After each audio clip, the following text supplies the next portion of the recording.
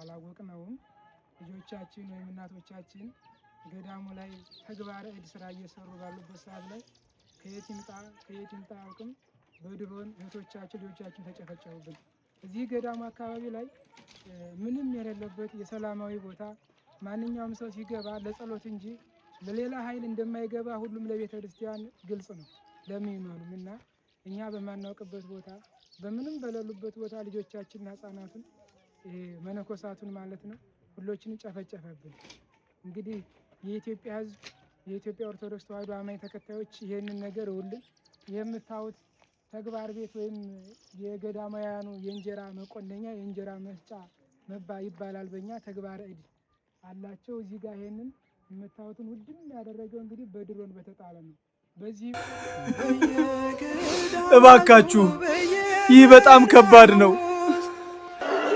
አልቻልነው ከመቃብር ውጡና ገዙን። ለኛ በዚህ ምድር እንድንኖር ካልተፈቀደልን ይነገረን። ምንም አይደለም። ይሄ የሃይማኖት ተቋም እንጂ ሌላ ዓላማ ያለው ሌላ ችግር ያለው ሌላ አንግቦ የሚሄድ ተቋም አይደለም። እስከ መቼ እንዴ? ዓለምም ይፍረደን፣ መላው ህዝበ ክርስቲያን ይፍረደን። ሌላ ነገር አላልንም። ሞት አላወጅንም፣ ስደት አላወጅንም። የቤተ ክርስቲያን ህግ ይከበር ነው ያለው። የቤተ ክርስቲያን ህግ ይከበር በማለታችን ለምን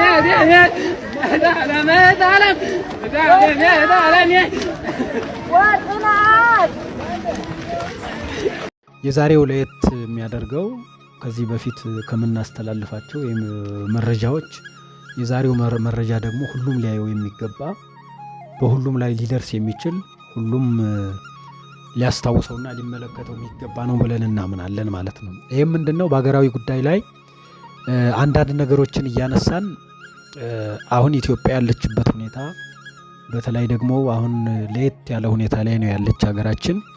በዙ ዙሪያ ላይ ደግሞ ያለውን ነገር እናነሳለን። እንግዲህ አሁን ያለውን አገራዊ ጉዳይ ስናነሳ ግማሹ ጎን በጣም የሚያሳዝን ነው። አንዳንዱ ፓርት ደግሞ በጣም ትንሽ ሰውነትንም የሚያስከፋ ነገር ነው እያየን ያለ ነው ማለት ነው። እንግዲህ አገር ማለት በህገ መንግስት የተዋቀረች የራሷ ኤሪያ ያላት የራሷ መንግስት ያላት የራሷ መተዳደሪያ ደንብ የራሷ ባህል ወግ ያላት በዚያ ውስጥ የሚኖሩ ማህበረሰቦችን አገር ወይም ደግሞ በዛ ህዝብ ውስጥ በዛ ሀገር ውስጥ ላይ ያሉ ህዝቦች እንላቸዋለን ማለት ነው። እና አሁን በዋናነት በዚህ ህዝብ ውስጥ ላይ አንዳንድ የተፈጠሩ ነገሮች አሉ። አሁን የምናያቸው በተለይ ከሰሜኑ ጦርነት አንስቶ እስካሁን ያለው ነገር የምንመለከተው ነገር በጣም ሰፊ ትንታኔ የሚያስፈልገውና በጣም እያንዳንዱ ሰው ሀሳቡን ሰንዝሮ ወደ ሰላም ወደ አንድነት እንድንመጣ የሚያደርግ ጉዳይ ነው ብለን እናስባለን። እንግዲህ አሁን ያለው ነገር ምንድነው? አንደኛ ጦርነት ነው። በተለይ በሀገራችን ውስጥ ላይ ጦርነት እያየን ነው። በአንድም በሌላም ይሁን በአንድም የጦርነት ድምጽ እየሰማን ነው። ከየትም ይምጣ አናቅም። እንግዲህ መጽሐፍ ቅዱስም የዘመኑ ፍጻሜ ሲደርስ የጦርነትን ድምጽ ትሰማላችሁ ይላል። ህዝብ ከህዝብ ጋር ይጣላል፣ መንግስት ከመንግስት ጋር አይግባባም ይላል። ምናልባት ይሄ ትንቢት ደርሶ ይሁንም አናቅም። እና እነዚህን እንግዲህ ባታቸውን አስጥሞ ለማስወጣት ባጭሩ እንደው ቤተክርስቲያንንና ክርስቲያኖችን ለማጥፋት የሚሰራ ስራ ይመስለኛል። ሌላ ምንም ምለው ነገር አይኖረኝም። ምክንያቱም እዚህ ላይ ስህተት የሚባል ነገር ለሰው አይምሮ ላለው ስህተት ነው ተብሎ የሚያስገምት ነገር የለውም። ነገር እንደዚህ አይነት ዋይ ዜማ አለው። አንዱ ፖለቲከኛ ከአንዱ ፖለቲከኛ ጋር ተስማምቶ አገርን ለማሳደግ ማያስብበት የአንዱ ሐሳብ ከአንዱ ሐሳብ ጋር ሊጣጣም ማይችልበት ሁኔታ እያየን ነው። አሁን በመስሪያ ቤቱ አንጻር ወይም ደግሞ እስከ ሚኒስትር ስንመጣ የሚታዩ ነገሮች አሉ። ይሄ ሚኒስትር መስሪያ ቤቱን ወደ ወገንተኝነት የማድረግ ያንዱን ሐሳብ ያንዱን የፖለቲካ ፓርቲ አንዱ አለመቀበል ያንዱን መጣል አንዱን ማባረር አይነት እየታየ ነው። እንግዲህ ምናልባት ይሄን ስንመለከት ከመጽሐፍ ቅዱሱ ይወለድም አናቅም እንዲህ አይነት ነገሮች እናያለን። ሰላም እየጠፋ ነው። በእውነት የኢትዮጵያ ሕዝብ እውነት ለመናገር ግማሹም ተጨንቆ ነው ያለው። ከቦታ ቦታ መሻገር እያቃተው አገር ባለበት መንግስት አለ ብለን በመናምንበት አንዱ ከአንድ ቦታ እዚች አዲስ አበባ ስር እንኳን እኮ መንቀሳቀስ አጠን መሻገር አጦ ህዝቡ እየተጨነቀ ስሜቱን በየሚዲያ እየገለጸ ነው ያለው። ስለዚህ እኛ የት እየሄድን ነው? ሰላምን እንዴት ነው የምናመጣው? የሃይማኖት ተቋማት በበዙበት አገር የሃይማኖት ተቋማት ስለ ሰላም እየሰበኩ የሃይማኖት ተቋማት ስለ ሰላም እያስተማሩ እየጸለዩ፣ አሁን ግን ሰላም እየጠፋ ነው። ይሄ ለምን ተፈጠረብን ነው ዋናው ነገር። ይሄን ያመጣነው ራሳችን ነን። አሁን ማንም አይባልም። ይሄ የሰላም እጦት የመጣው ከየራሳችን ነው። ከእያንዳንዱ ሰው ሰላም ጠፍቷል። አንድ ሰው ራሱን ሰላም ማድረግ ከቻለ ሌላው ሰላሙ ይመጣል ማለት ነው። ብዙ ከመንግስት አካልም ከሃይማኖት ተቋማትም ለሰላም እየተፈለገ ነው። የሰላም ኮሚሽን ተቋቁሟል። አገራዊ ምክክር ተቋቁሟል። ይሄ ሰላም ግን ለምን ጠፋ? የኢትዮጵያ ሕዝብ ተኝቶ ማደር ለምን አቃተው? ለምን በሰላም መኖር አቃተው? ስደቱ በዛ። እንደምታዩት አሁን እንዲህ አይነት ነገሮች እየመጡብን ነው። ስለዚህ ይሄ ጉዳይ ደግሞ የጋራችን ነው የሚሆነው። የመንግስትም ሊሆን ይችላል፣ የአንድ ግለሰብም የሃይማኖት ተቋማትም ሊሆን ይችላል። ለዚህ ይሄ ጉዳይ ነገ አገራችን ብዙ አይነት ምልክቶችን ወይም ደግሞ ወደ ቀይ መስመር ወደ አላስፈላጊ ጉዳይ እየከተተ ስለሆነ ይህን ጉዳይ እያንዳንዳችንም ማጤን ያስፈልጋል ማለት ነው። አሁን እንደ መረጃ የምናቀርበው ምንድነው? ይሄ ጦርነት ወይም ደግሞ የሰላም እጦት ያስከተለው ነገር ምንድነው የሚሉትን አንድ ሁለት ነገሮችን እንይ። አንደኛ የታሪክ ውድመት ነው። የታሪክ ውድመት ነው። አሁን ታሪክ ሲባል ለኤግዚቢሽን የሚቀርብ መልካም የሆነ እይታ ያለው አገርን የሚያስቆም የሚችል ታሪክ ወይም ደግሞ የሚቀመጥ ነገር በገንዘብ ሊሆን ይችላል፣ በቅርሳቅርስነት ሊሆን ይችላል። በታሪካዊነቱ የተቀመጠ ነገር ነው ታሪክ የሚባለው። ከነዚያ ውስጥ አንዱ ገዳማት ናቸው። ገዳማት ናቸው። አሁን ገዳማት መልቲ ዳይሬክሽን ነው ያላቸው ማለት ነው። ለምሳሌ በታሪክ አንጻር ስንመለከት ቅርስ ናቸው። ቅርስ ናቸው። እንደነ ደብረ ዳሙ ያሉ ገዳማት እንደነ ወሎ እንደነ ላስታ ያሉ ገዳማት በቅርስነት ያገለግላሉ።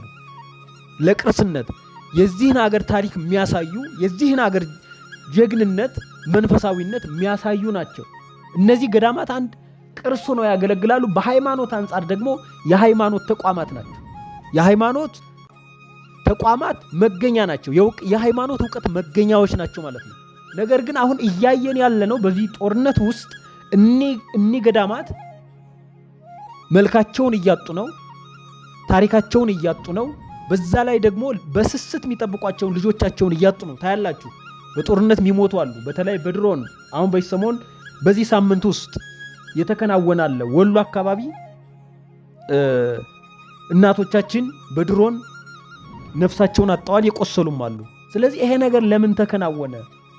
ለምን ከወገኑ ላይ መንግስትስ ጦርነትን ያውጃል? እውነት ለመናገር ገዳማት እኮ ሚሽን የላቸውም። የገዳም አባቶቻችን ለፖለቲካ የቆሙ አይደሉም።